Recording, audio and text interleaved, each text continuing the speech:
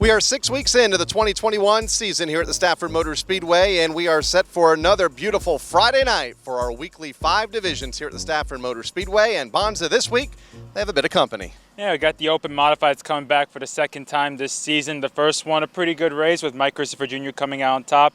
But you also got to remember Chase Dowling led so much of the early portion of that race and had a drive shaft issue, so that parked him for the rest of the night. He's been fast ever since he started racing in that 9 car for Ben Dodge, so there's still a lot of drivers that can contend for that Open 80 win. Over 30 cars here a month ago for our last Open 80, expecting the same amount here later this evening. One of the big stories for us, the weekly divisions, the SK Modifieds. 6 races, we haven't had a repeat winner yet. Yeah, Ronnie Williams came home with the win last Friday night, holding off Steven Kopchik. And yet our points leader is still one of those drivers that haven't won a race yet, and that's Todd Owen. Could we go 7 for 7? We will find out. SK Light Modifieds, another great race, a wild race at the start, but overall a good show last Friday night. Alexander Pearl coming out with the win after coming so close a couple weeks ago. It's been on his mind for a while, so it feels good for him to get that win. He's one of the top contenders. He showed it last year, winning so many races, so it was a matter of time before he got back into victory lane, but it was a competitive race, as you mentioned. And once again, challenging for the point lead in the SK Light Modifieds. The late models, another slam bang affair. They've been wild all year. That's an understatement. But returning back to victory lane is Michael Bennett. Yep. He won the first 2 races of the year. Now he's won a third. He was really fast. A lot of banging, as you mentioned, with Ryan Fern and Michael Ray. Michael Ray still staying consistent up there at the top of the standings. The competition has been fierce. We saw Adam Gray have a little bit of trouble, but he still came back to finish third.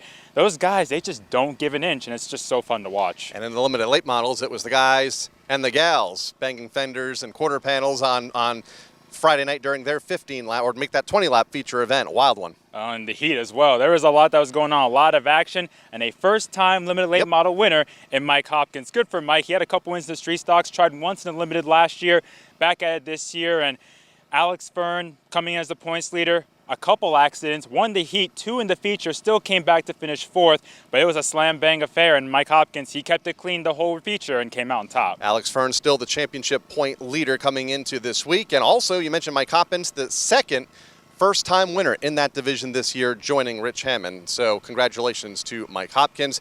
Street stocks, a photo finish to start tonight last Friday. We talked about it for weeks on end, it seems like. Chris Meyer, Frank Latois, photo finish, a couple inches. Latois made a really good move, a crossover underneath Meyer, just ran out of time there at the end, trying to make it 3 in a row, but Meyer was able to hold on and get his second win of the season. So much happening this Friday night, and we're not done yet. We're going to get our first look, call it a bit of a preview on Friday night, of the SRX cars that will race on Saturday night in front of a national audience.